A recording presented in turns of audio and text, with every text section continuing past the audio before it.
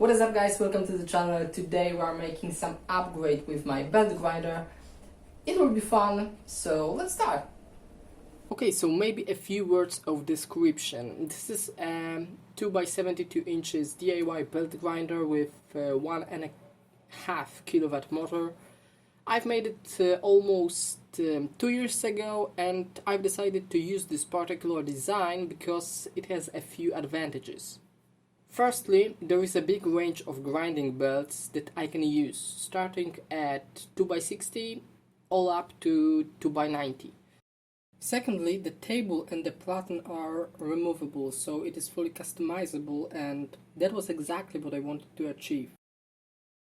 The square holes for the bars are both 20x20, so thinner than most DIY belt grinders, but I assure you that everything is rock solid. The cool thing about this belt grinder is that it is light. I can easily move it, and I'm not a very big guy. Okay, so we are going to make some additional equipment for this belt grinder, and the first thing I want to do is to create a smaller roller which allows to grind on a much smaller radius. It is very useful and very easy to make. First, we need to make a roller, and there is a lot of possibilities to make it.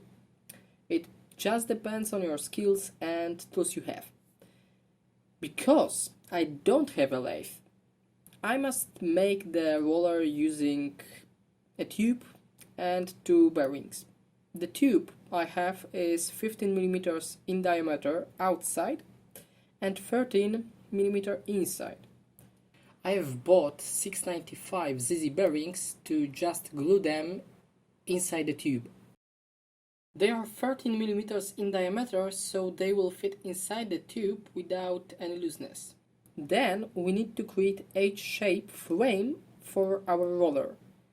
I will use 6x30 flat bar and 20x20 square tube, and this is up to you what kind of frame you will choose.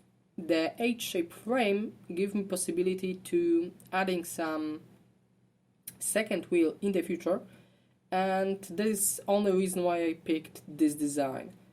The last thing is to drill a holes to connect the frame to the 20x20 square bar.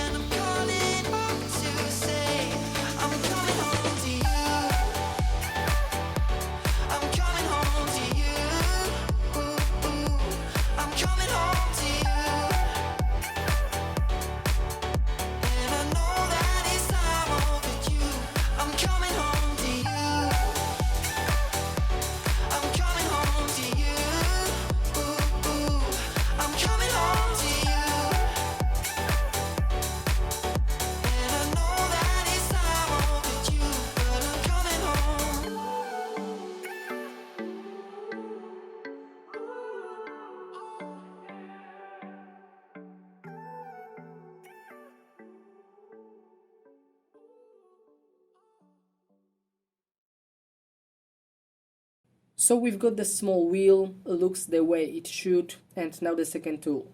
The cool thing about the belt grinder with a table is that you can set the platen perpendicular to the table and, for example, grind off the material if you didn't cut it straight, meaning perfectly perpendicular. Theoretically, now this is possible only with 2D object, because we still don't have a third plane set perpendicularly to the other two. So, to grind, for example, a square tube perfectly perpendicular, or let's say straight, we need to have a fence on a table. The fence I want to make should be as simple as possible and also quick to connect. The best option is to just drill 2 holes in a table. The line between those holes must be perfectly perpendicular to the platen. Then I will make a third fence from a square bar with 2 pins matching the holes on a table. And what is really worth to say is that this fence will be completely independent of the platen, and because it is possible to change the angle between the table and the platen, it will be also possible to grind using every other angle between around 10 and 170 degrees.